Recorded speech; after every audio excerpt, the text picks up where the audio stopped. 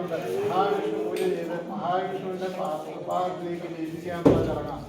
അതിൽ മഹാവിഷ്ണുവിൻ്റെ 12 നാമങ്ങളിൽ 12 ദേവന്മാരായിട്ട് ബ്രാഹ്മണരെ ഇരുത്തി അവർ 12 ദേവനായിട്ടാണ്. അപ്പോൾ അവരൊക്കെല്ലാം ബ്രാഹ്മണശാപദോഷം നമ്മൾ ദേവഹിതമല്ലാത്ത കാര്യങ്ങൾ പറയുക, അകത്തിരുന്ന് അന്യതാമന്ത്രങ്ങൾ ചെയ്യുക, നമ്മുടെ വീട്ടിലെ കാര്യങ്ങൾ പറയുക, ഇതെല്ലാം തല കൂട്ടിട്ടാവട്ടെ എന്നൊക്കെ നമ്മൾ പറഞ്ഞ് നെഗറ്റീവ് എല്ലാം വായ നിൽക്കുന്നത് വിഗ്രഹത്താണ്.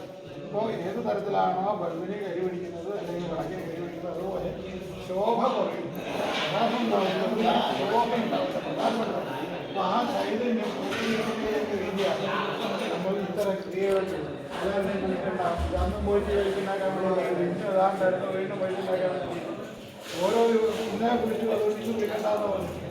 എപ്പോഴൊക്കെ നമ്മൾ ചൈതന്യവർദ്ധനയിലേക്ക് വേണ്ടി മറ്റ് കാര്യങ്ങൾ ചെയ്യുമ്പോൾ അപ്പോഴെല്ലാം തന്നെ ചൈതന്യം വർദ്ധിപ്പിക്കാവുന്ന രീതിയിലുള്ളതായ ക്രിയകൾ ചെയ്ത് അതിന് ഇന്ത്യൻ നാമങ്ങൾ, നാമസങ്കീർത്തനങ്ങൾ, ക്രിയകൾ, ഇങ്ങനെ താന്ത്രിക ചടങ്ങുകൾ നടത്തി അതിനെ പരിപോഷിപ്പിക്കണം. അതിനാണ് വിശേഷ ദിവസം കത്തിവരണം, പൂജ ചെയ്യണം എന്നൊക്കെ പറയുന്നത്. മൂലശ്രവണം ഇല്ലാതിരിക്കാൻ വേണ്ടിയാണ്. അപ്പോൾ അതിലേക്ക് വേണ്ടി നിങ്ങളെല്ലാവരും പ്രയത്നിക്കുക. അതിലുപരി നിങ്ങളുടെ സംഭാവന അതെല്ലാം ഞാൻ മനസ്സാന്നിധ്യം ഏറ്റവും വലുതാണ്. എല്ലാവരും നാരായണ ജപിച്ചുകൂടി ഇരിക്കുക. അവിടെ വേദത്തൊന്നും ഇരിക്കണ്ട. ബ്രാഹ്മണരെ കാലിൽ ചുറ്റി അവർ 12 ദേവന്മാരായിട്ട് ഇവിടെ വന്നിരിക്കും. അപ്പോൾ അതുകൊണ്ടാണ് അപ്പോൾ നിങ്ങളെല്ലാവരും ഇരുന്ന് നാമം ജപിച്ചു വളർച്ച് ഒച്ച അധികം വേണ്ട, ചെറുതായിട്ട് നാരായണ നാരായണ ജപിച്ചിരിക്കുക. മൊബൈൽ ഫോണെല്ലാം സ്വിച്ച് ഓഫ് ചെയ്ത് വയ്ക്കുക കേട്ടോ.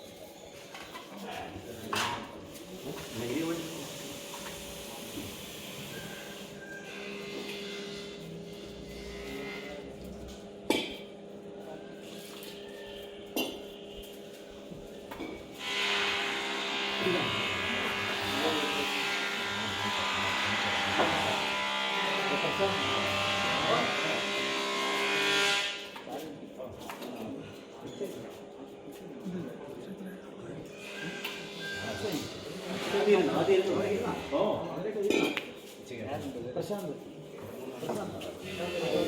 ഇനി ഓ പിന്നെ എനിക്ക് വയ്യ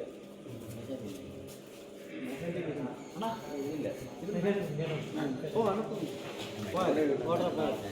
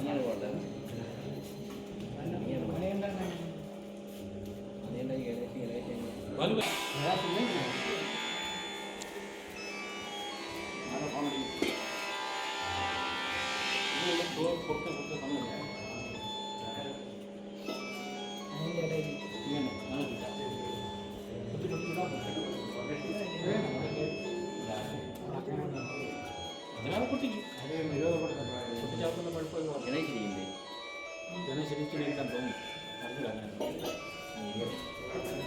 പിന്നെ പ്രായം കൂടുതലാണ് എല്ലാം ഒരേ ലെവൽ.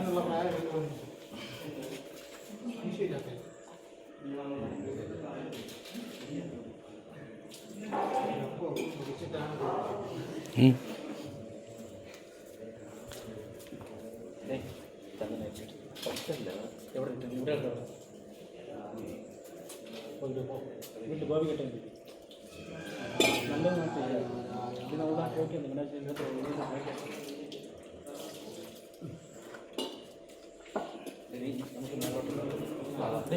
ഇതിനെ ഈ വെള്ളം കൊണ്ട്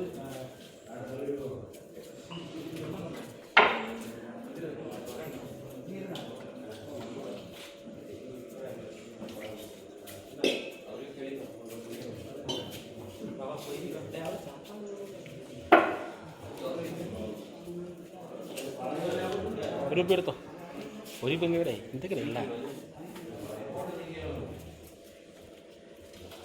നീരുന്നു നീരുന്നു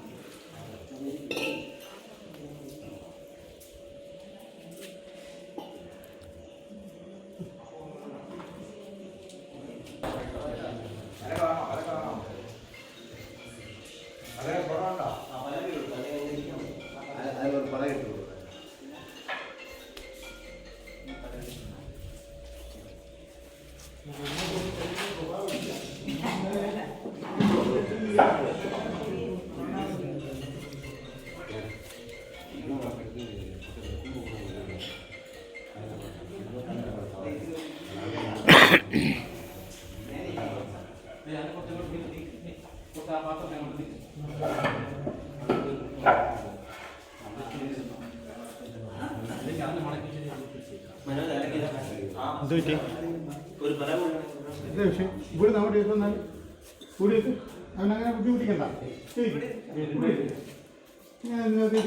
വെണ്ണറക്കായ കുഴപ്പമില്ല ഇവിടെ അതിന് വിഷയമൊന്നും